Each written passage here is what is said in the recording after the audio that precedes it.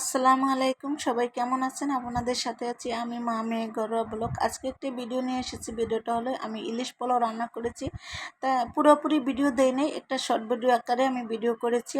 যদি আমার বন্ধুরা ইলিশ পোলাওর ভিডিও দেখতে চান, তাহলে আমার বড় ভিডিওতে যে ঘুরে আসেন। আমার বড় ভিডিওতে দেওয়া আছে ইলিশ পোলাও একদম শুরু থেকে শেষ পর্যন্ত। এই তো আমি ইলিশ পোলাওটা রান্না করে নিচ্ছি, কারণ হচ্ছে ভাবলাম যে ইলিশ মাছ দিয়ে তো রান্না করে খাই, তাই আজকে ইলিশ পোলাওটা বানাই নেই, তাহলে বেশ ভালোই হবে, জমবে ভালো। তাই সেজন্যই আমি কি করলাম যে আমি ইলিশ পোলাওটা রান্না করে নিলাম। এই তো অলরেডি আমার ইলিশ পোলাওটা হয়ে গেছে, কারণ হচ্ছে অল্প করেই রান্না করেছি ইলেকট্রিক চুলায়। আর যেহেতু বড় চুলায় রান্না করে নেই, কারণ তো গ্যাস নাই, সেটা তো জানেনই। এখন আর কি বলবো, নতুন করে কিছুই বলার নেই।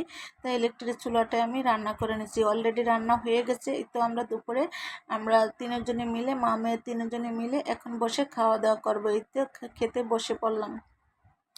শসা কেটে নিলাম আর পেঁয়াজ লেবু দুটা নিলাম। তো আমার ভিডিওটা আজকে কেমন লাগলো, যদি ভালো লাগে তাহলে লাইক করে দিন।